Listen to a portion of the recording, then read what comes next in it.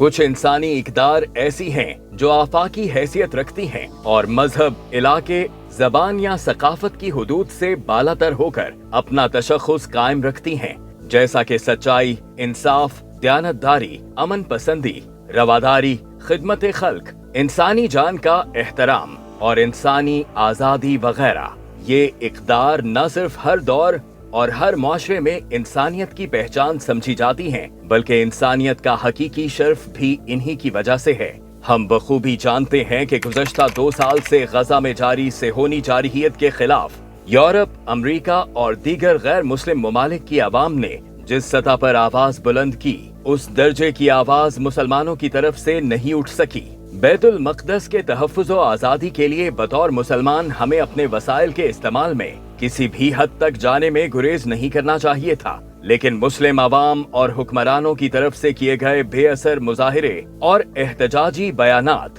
गैर मुस्लिम अवाम की कोशिशों के मुकाबले में बहुत कम हैसियत रखते हैं। हाल ही में इटली के गैर मुस्लिम अवाम की फलस्तीन को तस्लीम कराने के लिए जो तड़प और जद्दोजहद नजर आई, और इससे पहले कई दूसरे ममालिक के तलबा और अवाम ने फलस्तीन के हक में आवाज बुलंद करने की वजह से खुद जिस जारहियत का सामना किया, उसके मुकाबले में हमारी जद्दोजहद कहीं नजर नहीं आती। ये हमारे लिए लम्हा फिक्रिया है, क्योंकि अल्लाह ताला कुरान मजीद में फरमाता है,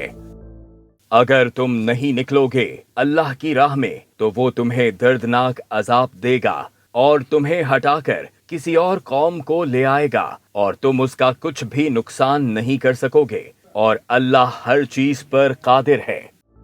आज हमें गौर करना होगा कि एक उम्मत होने के बावजूद हम अपने मजलूम बहन भाइयों की मदद करने और उनके लिए आवाज बुलंद करने में इतने गैर मुअस्सर क्यों हो गए हैं। इसकी असल वजह सिर्फ ये है कि खिलाफत उस्मानिया के बाद से मुसलमान अपने मरकजी इदारे यानी खिलाफत और इसके तहत एक मुत्तहिदा क़यादत से महरूम हैं। आज हम नेशन स्टेट्स के तसव्वुर और फरसूदा जमहूरी निज़ाम के तहत तकसीम हो चुके हैं और हमारे मुफादात जुदा जुदा हैं। हम कौमियत, जबान और फिरका वारियत की बुनियाद पर बिखर कर कमजोर हो गए हैं। लिहाजा एक बार फिर दुनिया में इज्जत व वक़ार हासिल करने और दुनिया भर के मजलूम मुसलमानों का मसीहा बनने के लिए हमें बातिल कुव्वतों के मुकाबिल मुत्तहिद होकर निज़ाम खिलाफत के तहत आना होगा। सिर्फ इसी सूरत में दीने इस्लाम का गलबा मुमकिन होगा और दुनिया को इस्लामी निज़ाम के तहत अमन और खुशहाली नसीब होगी। अगर हम ऐसा ना कर सके